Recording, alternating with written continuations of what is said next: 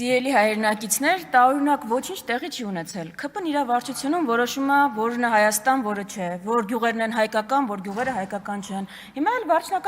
վարչության հերթական նիստում որոշել են Հայաստանի քաղաքացիներից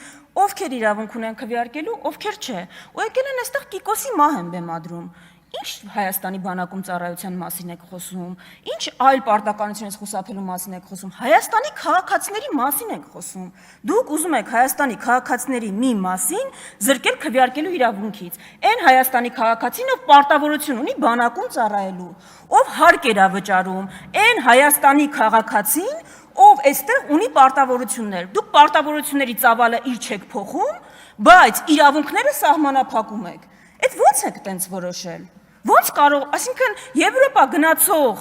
իբր ՔՊ-ի մտքով ոնց է անցել այս կարգավորումը, որից աշխարհը հետ է գալիս։ Մեծ Բրիտանիայում ընդհանրապես վերջերս են նման կարգավորում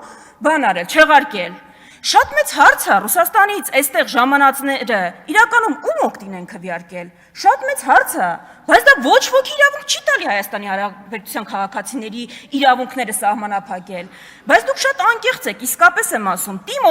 օրինակը, որ բերում եք, հասավ այնտեղ, որ ՆԳՆ նախարարը բերեց։ Հաջորդ քայլը ո՞րն է, ոչ Հայաստանի քաղաքացիներին եք թողելու քվեարկեն արժանտրություններին։ Դրան եք գնալու, այսինքն Հայաստանի քաղաքացիներին սահմանափակում եք, տիմ օրինակով բերում եք, տիմին նաև կարան ոչ քաղաքացիները մասնակցեն։ Հաջորդ նախաձեռնությունը ձեր է տա լինելու, պարզ հարցի չեք կարողանում պատասխանել։ Հայաստանի Հանրապետության քաղաքացի, ֆուտբոլիստը, շախմատիստը, ուսանողը, հիվանդը,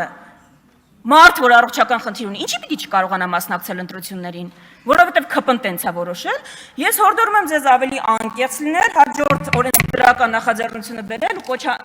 որով կսահմանվի, որ Հայաստանի Հանրապետության քաղաքացին մենակ ՔՊ-ի օգտին կարա քվեարկի, դա ավելի անկեղծ կլիներ։